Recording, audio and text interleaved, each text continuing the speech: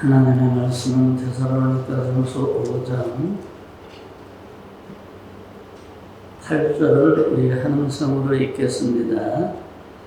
우리는 날에 속하였으니 정신을 차리고 믿음과 사랑의 호심경을 붙이고 구원의 소망의 투구를 쓰자. 아멘. 우리는 신앙인이기 때문에 새해를 맞이해서 무엇보다도 몇 가지 다짐할 것이 있는데, 다짐할 것을 오늘 본문에서 말씀하고 있는데 세 가지로 말씀을 하고 있습니다. 이 세 가지는 바로 믿음, 소망, 사랑이라고 말씀을 하고 있는데, 고린도전서에는 믿음, 소망, 사랑 항상 있을 것인데 그 중에 제일은 사랑이라고 말씀을 하고 있죠. 이 세 가지는 신앙인이 세상을 살고 신앙을 성장시키는데 가장 기본이 되고 필수가 되는 요건의 내용들입니다. 금년 한 해를 여러분들은 믿음, 소망, 사랑을 가지고 살아가기를 주의 이름으로 축원합니다.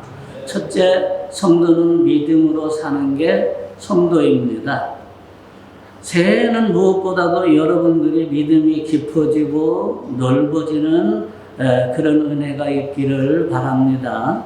믿음은 주님을 나의 삶 중심에 모시고 살아가는 삶을 의미하고, 그리고 내 중심으로 살아가던 것을 주님 중심으로 바꾸는 것을 우리가 믿음이라고 합니다.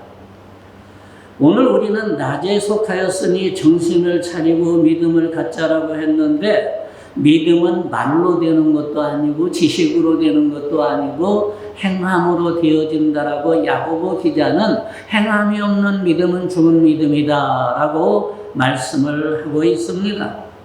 그래서 본문에서 낮에 속하였으니 정신을 차리고 믿음을 갖자라고 했는데, 오늘 이 시대에는 믿음을 가지고 살려고 하면은 정신을 차려야 되고 각오를 해야 되고 목표를 분명히 해야만 정신을 차리고 살 수 있습니다.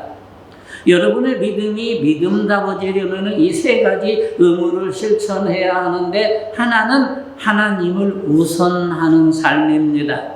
내 생각도 내 관심사도 하나님 제일주의로 살아가는 삶입니다. 그래서 하나님도 나에게 그래야 함께 하실 수 있습니다. 또 하나는 주의를 소중히 여기는 삶입니다. 여러분, 금년에는 주의를 생명처럼 지키십시오. 주의를 지킨다는 말은 내 인생, 내 중심을 성전 중심으로 살아간다는 말씀입니다. 그것이 주님이 기뻐하는 삶입니다. 내가 주의를 지킨다는 것은 내가 하나님 중심으로 살아간다는 뜻이고, 주의를 지킴이 헌신이고 투자고 고백이고 순종입니다.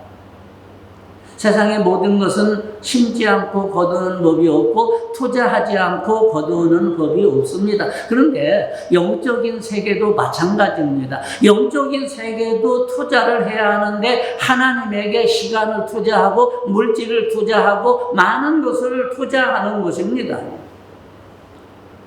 바쁜 시대에 할 일 많은데 하던 일들을 다 놓아두고 주일날 예배 드리러 간다는 것은 그만큼 나의 삶의 중심에 하나님이 함께 하신다라는 뜻입니다. 그리고 하나님이 나의 앞길을 안내해 달라고 기도해야 됩니다. 이 주일날은 역사적인 날입니다. 예수님이 부활한 날이 주일날이죠. 예수님이 승천한 날도 주일날이죠. 예수님이 강림하신 날도 주일날이죠. 사도 요한이 계시록을 받을 때에도 주일날이죠. 그리고 궁극적으로 영원한 하나님의 나라를 이루기 위해서 예수님이 재림주로 오실 때에도 주일날이라고 하는 말이 있습니다. 오늘 그리스도인들 중에도 이 주의를 제대로 지키지 못하고 일하느라, 돈 벌으라, 놀러 가느라, 여행 가느라, 운동 가느라, 잠자느라 이런 분들이 있는데 생각해 보면 참으로 불행한 일입니다. 왜 그렇습니까? 하나님의 날도 모르고 모든 것이 자기 날로 알고 사니까 문제라는 거죠. 구원해 주신 예수님도 모르고 죄를 사해 주신 것도 모르고 불행하게 살아가는 것이 바로 이런 것들을 모르기 때문입니다. 그리고 주일날 예배드리러 와도 꼭 지각하는 분이 있습니다.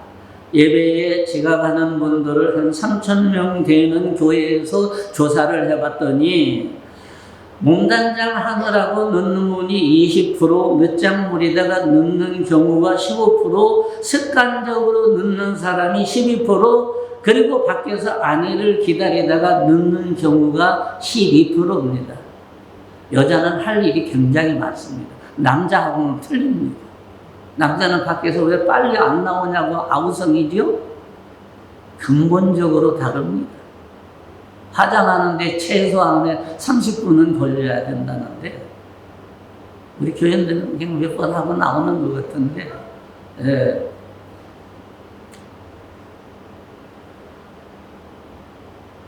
그런데 절대 늦지 않는다고 답하는 사람은 14.5%밖에 안 된다는 거예요. 대부분이 5분 정도는 늦는 것이 예의라고 생각하나 봐요. 그것은 습관이 잘못돼서 그렇습니다.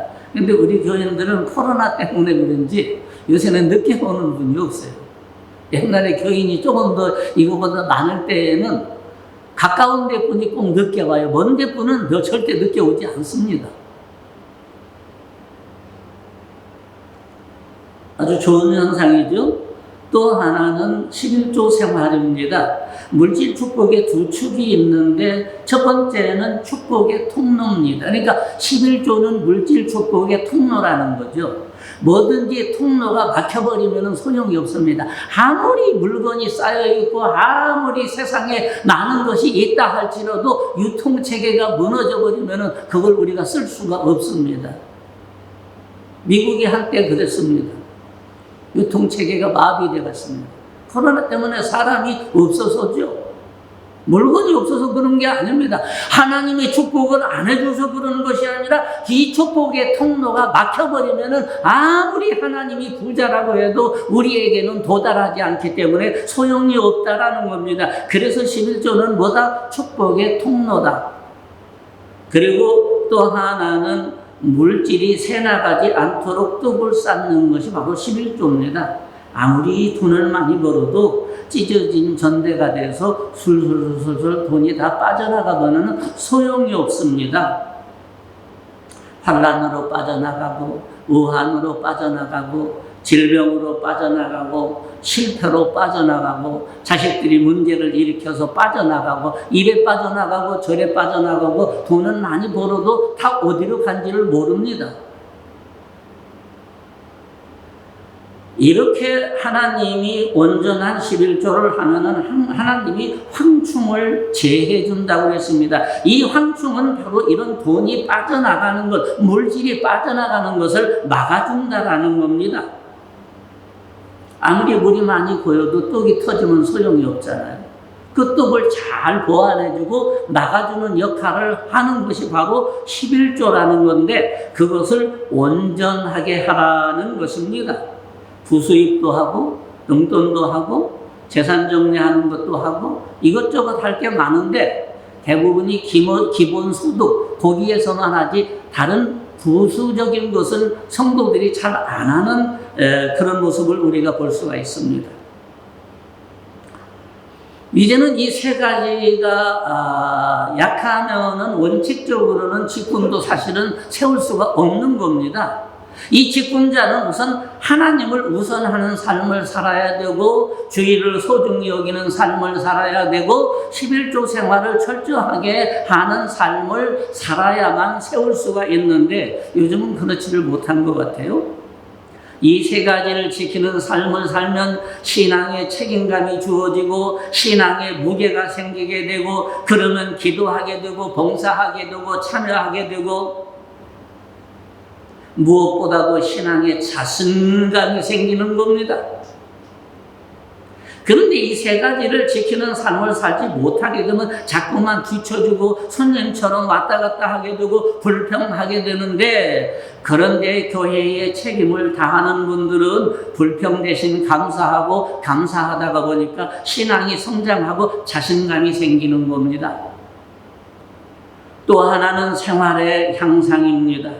무엇이든지 향상되지 않으면 정지 상태, 대부 상태가 되는데, 한 달란트 받은 자는 땅속에 묻어뒀기 때문에 정지 상태였습니다. 그래서 주인으로부터 악하고 게으른 종아라고 심한 책망을 듣고 결국은 있는 것까지 뺏겼는데, 신앙도 마찬가지로 향상되지 않으면, 발전하지 않으면, 늘어나지 않으면 마찬가지라는 거죠. 그렇지 않으면 우리가 책망을 들을 수가 있습니다. 신앙생활을 제대로 할 때에 당당하게 기도하고 성장하게 되는 것입니다.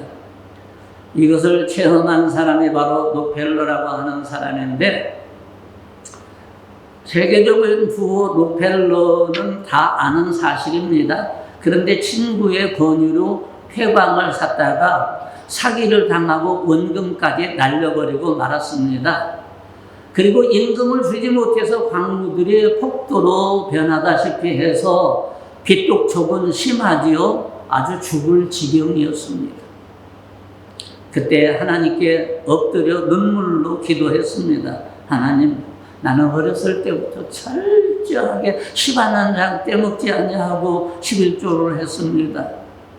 그렇기 때문에 기도를 했더니 하나님께 대한 믿음과 확신이 있었습니다. 그리고 심은 대로 거둔다는 믿음이 자꾸 마음속에서 막 솟구쳐 올라오기 시작을 했습니다. 이것이 심은 사람에게 주어지는 믿음이고 용기입니다. 그래서 그는 황량한 폐광에서 엎드려 기도했는데, 하나님의 말씀은 1.1억이라도 변하지 않습니다. 주여, 내가 그걸 믿습니다. 나는 지금까지 온전한 11조를 드려왔습니다. 그런데 왜 이런 시련이 왔을까요? 하나님, 도대체 이게 뭡니까? 하나님의 살아계심을 보여주십시오 라고 간절하게 기도했습니다. 지금 심각한 것은 폐광을 하느냐, 빚을 더 지었느냐, 더 크게 망하느냐, 더 적게 망하느냐, 아주 기로에 서 있었습니다. 그래서 그는 엎드려 기도하기 시작하였는데, 그때에 기도가 막 힘이 생기는 겁니다. 기도할 때 여러분 그런 걸 느껴봤죠? 어떤 때는 기도할 때 막 힘이 막 엄청 솟아날 때가 있습니다. 자신감이 생길 때가 있습니다. 믿음이 막 용서슴 칠 때가 있습니다. 록펠러는 그랬습니다.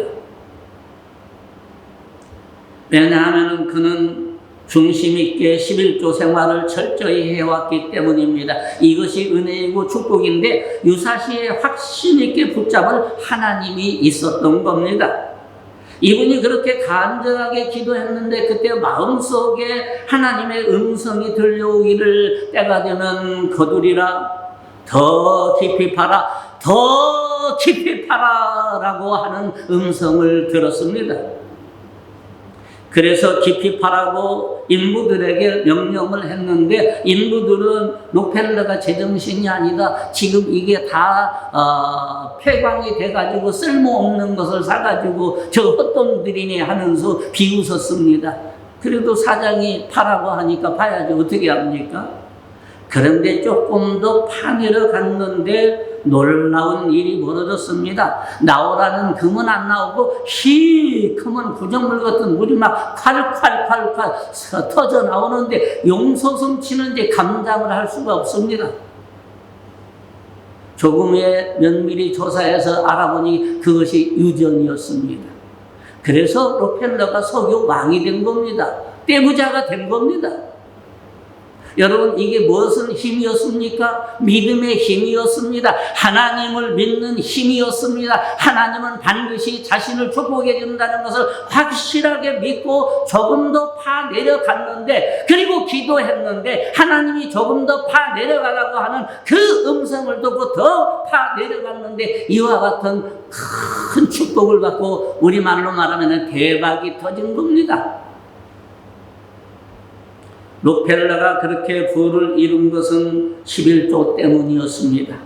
여러분들 온 한 해에도 록펠러와 같이 복을 받는 한 해가 되기를 주의 이름으로 축원합니다. 두 번째는 소망하는 삶입니다. 신앙의 삶은 미래적인 삶이고 미래의 목표를 두고 살아가는 삶이 신앙인의 삶인데, 그래서 바울은 앞에 있는 것을 잡으려고 달려가노라고 했고, 그리고 내가 믿음을 지켰으니 장차 나에게 의의 면류관이 예비되었으니 라고 했습니다. 신앙인의 삶은 이렇게 미래를 준비하고 기대하고 살아가는 것입니다. 그래서 본문에서는 소망의 투구를 쓰라고 했습니다. 미래는 하나님의 시간이고 하나님이 이루시고 하나님이 주관하시고 하나님이 섭리하시는 시간입니다. 고로 미래를 기대하고 꿈꾸고 바라보고 소망해야 됩니다. 그런 기대와 꿈을 가지면 소망을 이루어 주시는 분은 하나님입니다. 여러분들의 기대와 꿈을 가지고 하나님께 기도함으로 여러분들의 그 소망이 하나님께서 이루어지는 역사가 있기를 주의 이름으로 축원합니다.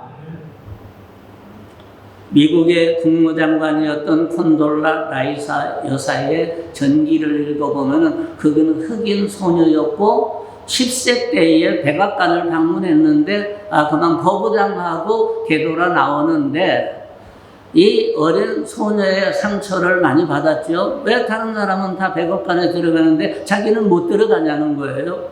그래서 아빠, 이거는 우리가 백악관에 못 들어가는 것은 피부 색깔 때문이지. 그랬더니 아빠가 그렇다고 했습니다. 어린 10세의 소녀가 이를 깨물고 두고 봐라. 내가 백악관에 반드시 들어가고 말리라. 그래서 2배로 열심히 노력을 했는데 19세 때 덴버 대학의 우등으로 졸업을 하고 26세 때 박사가 되고 스탠포드 대학의 교수가 됐습니다. 그리고 34세 때에 부총장이 되고 결국은 미국의 국무장관이 됐습니다. 대단한 거죠. 그래서 이 소녀는 꿈을 가졌던 것처럼 백악관에서 일하게 됐었는데, 그래서 오늘 본문은 구원의 소망의 투구를 쓰자라고 했습니다. 새로운 시대에는 새로운 소망의 투구를 써야 됩니다. 여러분들은 새해에 새로운 소망의 투구를 쓰고 반드시 여러분들의 꿈을 이루는 한 해가 되기를 주의 이름으로 축원합니다. 세 번째는 사랑의 삶을 살아야 됩니다. 현대에는 사랑이 결핍된 세상입니다. 사랑이라는 단어는 넘쳐납니다. 우리 사회에. 그런데 우리 사회의 수많은 사건, 사고를 보면은 사랑이 보이지를 않습니다. 그래서 오늘 본문에 보면 사랑에 호심경을 붙이라고 했는데 전에 있는 성경은 흉배를 붙이라 그랬습니다. 흉배라고 하는 것은 가슴을 보호하는 장비로서 군인들이 무장할 때에 이 흉배를 붙입니다. 가슴에다. 쉽게 말하면은 방탄조끼와 같은 거죠. 왜 그러면 그 가슴에다 이거를 우리가 성경이나 또 영적으로나 모든 것을 왜 이 가슴을 보호하라고 하느냐? 가슴은 대단히 중요합니다. 육체적으로 볼 때에 이 가슴 속에는 중요한 장기가 다 여기 들어 있습니다. 그래서 여기에 화살이나 총을 한번 빵 맞으면 그냥 거의가 다 죽습니다. 그런데 다리나 팔이나 이런데 다른 부분에는 맞아도 잘 안 죽습니다. 그러니까 가장 중요한 부분을 보호를 하려면은 방탄조끼를 입어야 된다라는 것입니다. 그리고 가슴은 정신의 공급처, 감정의 공급처, 양심의 공급처이기 때문에 우리가 이 가슴을 또 육체적으로도 잘 보호해야 하지만은 영적으로도 정신적으로도 마음으로도 이 가슴을 잘 보호해야만 합니다. 그래서 이 가슴이 병들고 찌들고 악해지고 미움과 증오로 가득되게 되면 세상을 향해 악한 삶을 살게 되는 것입니다. 악한 삶을 방지하려면은 사랑으로 풍성하게 채워야만 합니다. 사랑이 없으면 미움, 시기, 질투, 분노, 다툼이 일어나고 문제가 발생하는 겁니다. 그리스도인이라는 말은 공적 위치에 있는 사람이라는 뜻인데, 그래서 그리스도인은 이 세상에서 책임 있는 삶을 살 수 있어야 됩니다. 그러려면은 이 가슴에 사랑의 흉배를 붙여야 됩니다. 내 가슴에 아주 건강한 정신이 나오고, 내 가슴에서 건강한 믿음이 나오고, 내 가슴에서 따뜻한 마음이 솟아나오도록 잘 관리를 해야 한다, 그 말입니다. 한번 욕을 하게 되면 계속해서 욕을 하고, 사람을 여기저기 미워하게 되면 또 웬만한 사람은 다 미워합니다. 그러니까 그런 것을 없애고 마음을 잘 다스리라는 겁니다. 그래서 가슴에 흉배를 붙이라고 했습니다. 그리스도인에게 필수적인 덕목은 믿음, 소망, 사랑입니다. 여러분들은 하나님의 중심으로 하는 믿음의 삶, 구원의 투구를 쓰는 소망의 삶, 사랑의 흉배를 붙임으로 은혜와 축복의 삶을 살 수 있는 여러분이 되기를 주의 이름으로 축원합니다. 기도하겠습니다. 감사하신 우리 아버지 하나님, 오늘도 우리 주님께서 크신 권능으로 역사하여 주시고 은혜를 베풀어 주심으로 말미암아 우리 주님, 오늘 우리가 믿음, 소망, 사랑이라고 하는 귀한 말씀을 살펴보았습니다. 우리에게 꼭 필수적이고 꼭 우리가 가져야 할 덕목이 바로 믿음, 소망, 사랑입니다.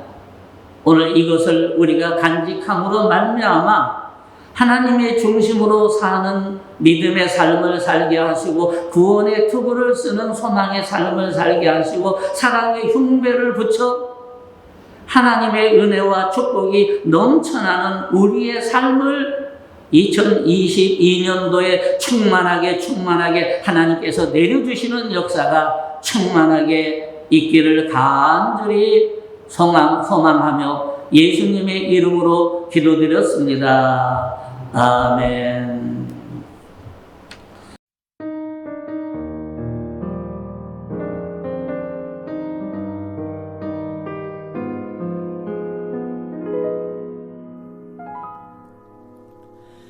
어느 날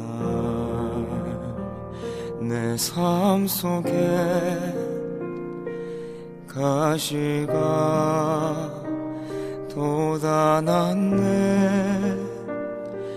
불쑥 내 삶에 찾아온 가시는 나를 찌르고 또 넘어지게 해 완전하고 싶은 나를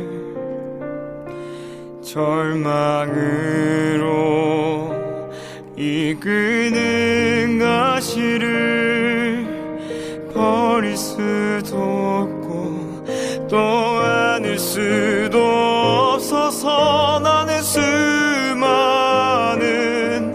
밤을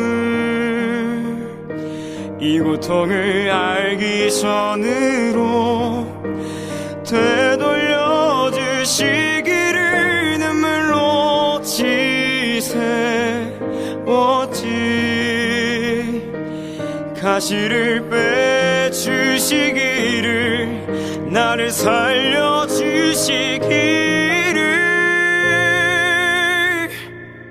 가시가 날 이끌고 간 고독한 자리에서 주님과 나만 아는 그 자리에서 비로소 보게 되는 건 내 가시를 통해 나를 붙들고 계신 주님. 가시가 날 이끌고 간 은혜의 자리에서 주님과 나만 아는 그 자리에서 비로소 보게 되는 건 내 아픔이 아닌 자기 생명을 주신 사랑. 비로소 보게 되는 건 내 아픔이 아닌 생명을 주신